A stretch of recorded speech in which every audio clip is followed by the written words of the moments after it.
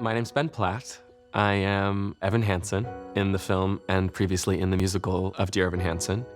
And when you're broken on the ground, you will be found. When I went into that first reading, I immediately felt this sort of strange synergy with this character of Evan, and here we are.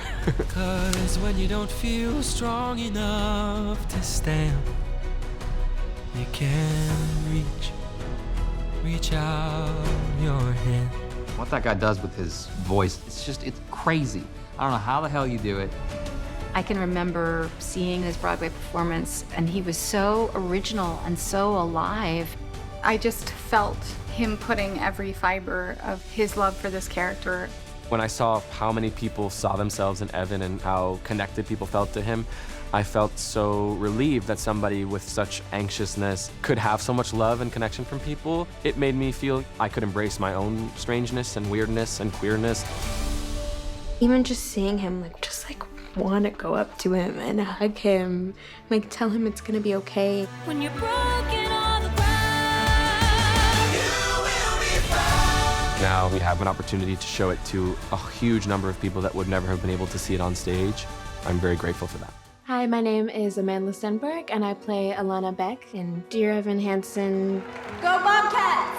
She's this overachiever who's constantly moving, constantly pushing herself harder and harder and harder. So awesome, everyone. You know what's not phenomenal? Deforestation. And the reason why she's pushing so hard or refusing to slow down is because she's afraid of what will happen when she stops and everything catches up to her. When I was in high school, it was very similar for me. I had a 4.7 GPA. I was all honors classes. I pushed myself so hard.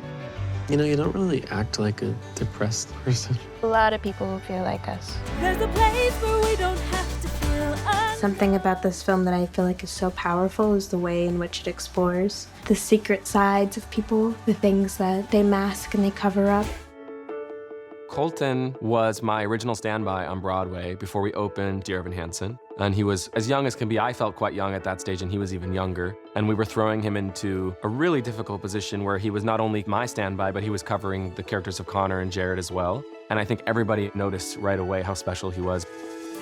When I was an understudy for the show, I was supposed to understudy all three boys, Evan, Connor, and Jared. And I knew all the songs like the back of my hand. It was a great gig, but I was always just like a voyeur. And I dreamed of being in the same space with them. So when this finally came back around and I saw his name for Connor, I just had an inkling and a feeling that that was exactly where this circle was kind of meant to close. And on a selfish level, I was just so thrilled to have someone who I love as a friend. I got to know the DNA of the show so much that to come back to it and all of a sudden now I will be intrinsically a part of the DNA, that's just so priceless to me.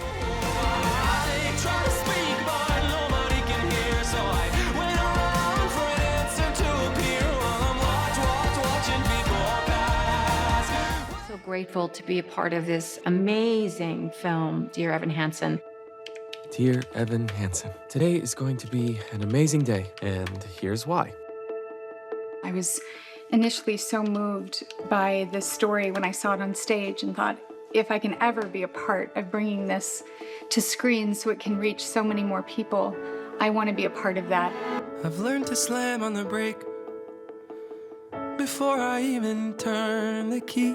It really is about, what it means to be a young person today at a time when you don't always know who you are, but it really represents the parents' point of view as well. Have you been doing those letters to yourself with Dr. Sherman? I've been trying to. Your kids are little for so long, and then adolescence is really short. There's a lot that you're going through as a parent when you're trying to gauge what they need from you. It's very challenging, and I think that this film really speaks to that.